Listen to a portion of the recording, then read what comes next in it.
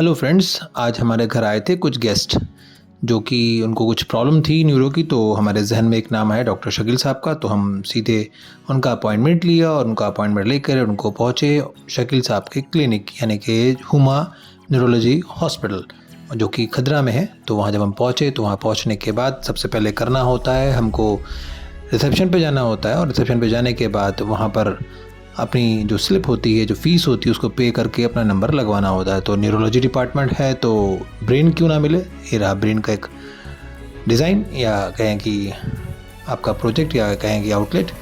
उसके बाद हम सीधे पहुँचे रिसेप्शन काउंटर पे, जहाँ पर हमने उनकी फ़ीस पे की, अपनी रसीद ली और फिर वेट किया। क्यों में लग करके हमें बैठना पड़ा और अपने नंबर का आने का वेट करना पड़ा। तो हम लोग अपने सीट्स जो थी वहाँ पर बैठ गए और भी पेशेंट्स थे, तो हम भी अपने पेशेंट के साथ सुकून से बैठे और अपने नंबर का वेट करने लगे।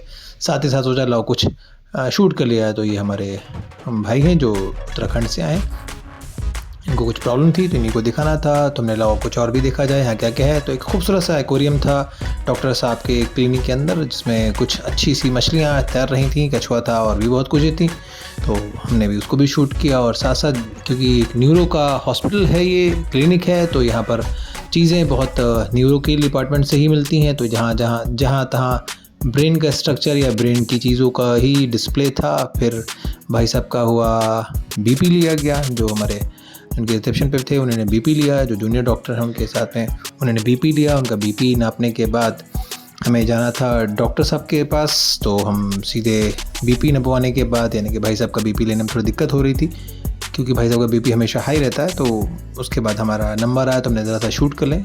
धीरे से देखा तो डॉक्टर साहब अपने चैम्बर में थे, एक पेशेंट से बात कर रहे थे, तो कुछ शूट किया। उसके बाद हमारा नंबर आया तो डॉक्टर साहब और हमारे भाई साहब जिनको प्रॉब्लम थी उन्होंने अपनी चीज़ों को पूरा ब्रीफ किया। फिर उन्होंने अंदर ही एक फार्मेसी जहाँ पर वहाँ की दवाएं मिलती हैं, हमने वहाँ से दवाएं परचेज़ की क्योंकि 6 वीक्स की दवा लिखी थी। तो हमने वहाँ से दवा ली। उसके बाद रुखसत हुए अपने घर की तरफ।